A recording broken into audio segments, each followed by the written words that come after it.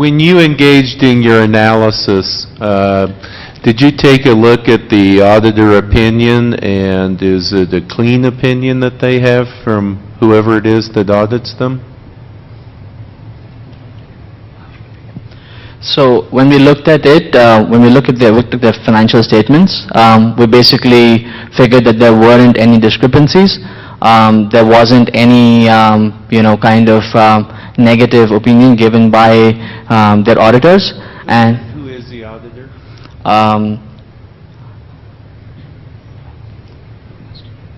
PwC. And we basically found that their numbers were accurate. In one of your slides, you highlighted that the product itself could save institutions up to 40% on their IT costs. Can you help me understand how that's derived or what the components are that ultimately arrive at a 40% savings? Okay, we have an IT cost model here. So we have results from more than 200 hospitals, and this we can see this is their department for electronic health record. So this department, the expense of this department divided by the total revenue of the hospital, as you can see, the range is from 0.6% to 3.8%, and the average is 1.66%. And Athena Clinical, which is the EHR product of Athena, doing exactly the same job for the hospital. So Athena charge 1% to 4% of the revenue to its clients. With big hospitals, we can say Athena will give the lowest price as possible because they have large bargaining power. So we assume the price is 1%. So 1% and 1.6%, that is 40% cost saving.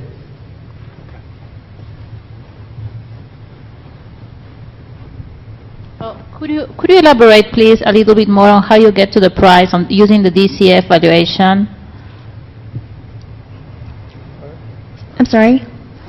When you talk about the DCF valuation, you talk about the base case, the bull case, or the bear case, depending on the epoch and the revenue growth. I would like to see how many years do you forecast, and how many years after this forecasted period of discretionary growth, which rate do you apply as a terminal growth rate? Okay.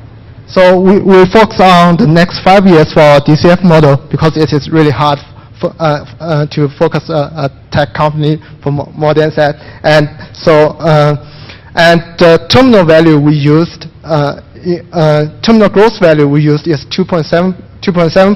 That is the projected U.S. population growth rate. And then can you go to the DCF assumptions? And so for the WACC, we use is 9%. So for the cost of equity, we regression Athena's price to the Russell 2000 and get the beta of 1.24, and then calculate the cost of equity. And for the debt to equity ratio, right now is 55%. So Athena right now have more than 220 million debt outstanding, and for 120 million, they have entered into an interest rate swap. So right now, the average of cost of debt is 1.9%. That is how we came up with the 9%. And just to add on to that, some of our other assumptions that we put in our DCF model, the first one is, which is one of our revenue drivers, is that 10% of Hippocrates' users will switch to Athena Health's main products. Also, as far as the cross-selling activities is concerned, we expect Athena Health to maintain its growth rate in cross-selling abilities in the past, and we expect partial cross-selling going forward, which determines our base case scenario for the DCF. As to add one more point, so in order to have a better assumption, so we have our survey to support our thesis. Continuing on the DCF model and your valuation methodology, can you explain your rationale as to why you weighted DCF twice the other two? Yeah, for the DCF, we think we already considered all the factors to our DCF, so we weighted at 15%. And for the multiple, we think we we cannot find the perfect competitors to our model, so we just give that half of the weight for the DCF. But for the simulation, we think the simulation uses the same assumption with the DCF model, but still it can overcome the shortage of the geometric means of the growth rate. So and also, the second point is we give a weight is it can consider all the volatility into our model, so it's better to measure of the risk. So that is our rationale for the weight. In your WACC, you were using industry weights, I'm assuming, between equity and debt, is that right? Yeah. But you use the actual tax rate? Yes. Why would you use the actual tax rate? So this is tax because in the 2013, Athena have some deferred tax assets, and this year their tax rate is really low because they almost use all their deferred tax assets, and right now they have 0 deferred tax assets on their balance sheet, and this is their historical rate of tax. Who are their primary competitors, and did you consider that they're coming out with the same competitive products? So their primary competitors are more on the server-based model. For example, Epic, Allscripts, Cerner, and that is something that is shifting because most of the clients, whether big or small, they're shifting towards the cloud. And we confirmed this using our survey, which stated that that the physician group is shifting to the cloud.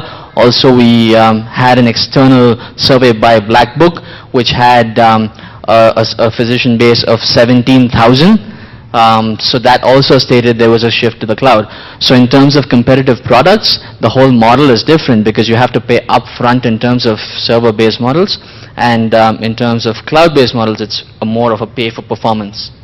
And for server-based companies like Cerner and Epic, it's harder to shift to a pay-for-performance model because they have already invested in their clients.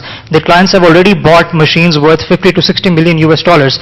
And after that, Cerner cannot go to their client and say that, no, we want to switch to the cloud and we want to switch to a pay-for-performance model. So that one thing is an inhibitor right now for server-based companies to directly switch to the cloud, an area where Athena Health right now is a leader.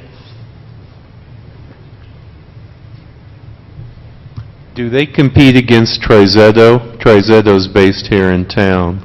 Is TriZetto a competitor to them? No. So in our competitor analysis, TriZetto was not one of their major competitors in terms of the products that they have and in terms of the markets that they tap.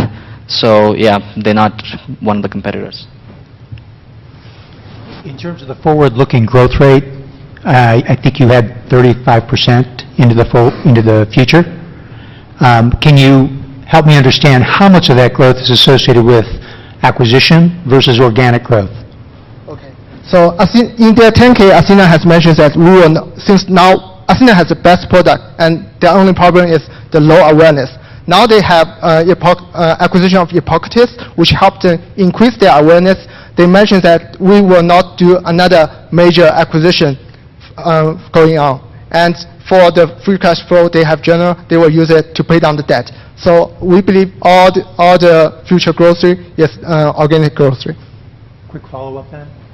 What does this imply in terms of the organic growth in the physician network that you'll have to achieve in order to grow by 35%? So you mean without the effect of Epocrates? Zen, could you go to the third graph? Which one? Which is the physician growth. Yeah, so basically we have projected physician growth rates going into the future, which have a 35% CAGR, and we have attributed the elements into cross-selling and enterprise deals, cross-selling and shift to the cloud, more importantly. So they are cross-selling at a rate of 20 to 25% where they're seeing a growth, and we expect that to continue in the future because they have initiatives like Athena One, that is, if one client uses one product of theirs, they would cross-sell their other products to them, and they've been able to achieve that successfully. And in cloud-based, we've seen a huge shift to the cloud with Ascension, which has brought them 5,000 physicians at one go, and that is a big indication that they're shifting to the cloud. And just to add on to that, only